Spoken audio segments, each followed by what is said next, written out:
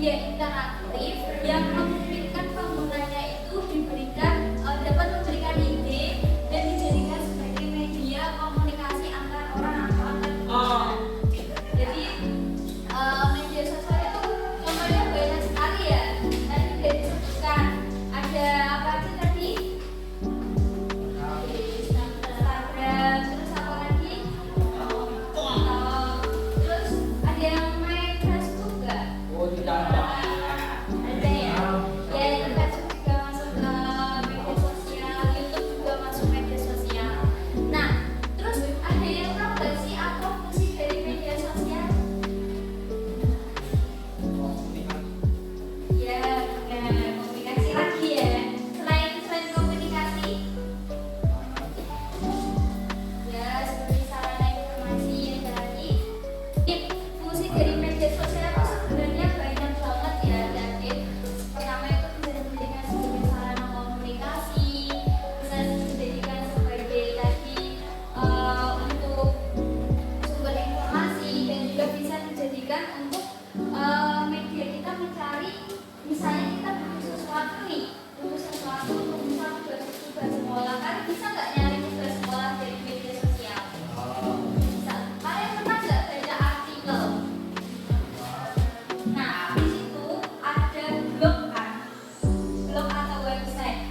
Nah, itu masuk ke dalam media sosial. Nah, jadi media sosial itu kalau kita lihat-lihat itu banyak sekali jenisnya. Nah, oke, lanjut. Setelah kita ketahui apa itu media sosial, terus kita ketahui apa itu fungsi media sosial. Nah, di sini kakak mau tanya, kalian sebagai pengguna media sosial, ada yang mau berani ini nggak jawab pertanyaan kakak? Apa sih dampak positif atau dampak negatif yang kalian rasakan ketika kalian menggunakan itu sosial media? Coba sebutkan 3 dampak positif sama dampak negatif yang berani kakak. Satu itu negatif, ya. Positif 3, negatif 3. Siap nggak? Angkat tangan. Yang pertama apa? Oke, didengarin teman-temannya, dijadiin catatan ya. Yang pertama sebagai pengaruh dampak emosional. Yang kedua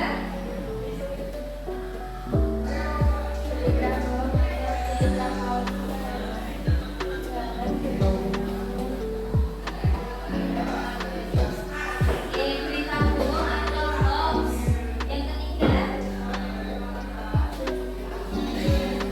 pencurian data. Nah, itu masuk ke dalam dampak negatif. Kalau dampak positifnya apa? Bermedia sosial.